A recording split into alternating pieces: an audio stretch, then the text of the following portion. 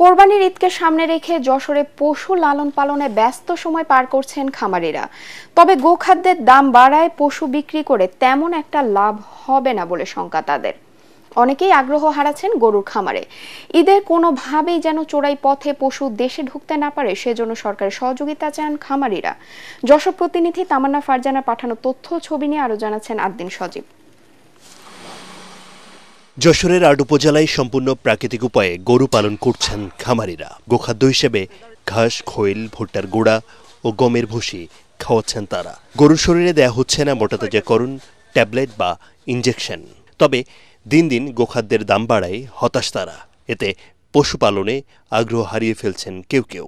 খাদ্য শস্যের দাম যেমন হচ্ছে ভুট্টার গুঁড়া এবং গমের ভুসি, এই ধরনের খাবারের যদি একটু দাম কমায় দেয় তাহলে হচ্ছে আমরা খামারিরা মোটামুটি ভাবে খামার চালাইতে পারবো। পশু ডাক্তাররা আসে এখানে দেখাশোনা দেখার পরে আমাদের যে অনুযায়ী বলে সে অনুযায়ী আমরা মনে করেন যে গরুর খাবার দিই। গরুর খুব ন্যাচারাল খাবার, ঘাস, শুকনা বিচলি আর দানাদার খাবার।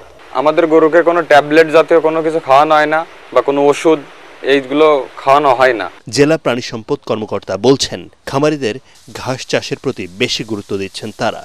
দেশে চোরাই পথে কোনো পশু যেন না আসে সে বিষয়ে সরকারের নজরদারি আছে বলেও জানান তিনি। যশোর একটা সীমান্তবর্তী এলাকা, এখানে বেনাপোল যে পোর্ট আছে, আমরা ইতিমধ্যেই সেখানেও কিন্তু বিজিবির যে প্রতিনিধি ছিল সে কিন্তু নিশ্চিত করেছে যে এখানে কোনো ধরনের পশু আসতেছে না। জেলায় এবার মোট পশুর চাহিদা ৯৫,৮১২টি, উৎপাদন হয়েছে ১,১৪,৬৭৪টি, বাড়তি থাকতে পারে ১৮,৭৬২টি।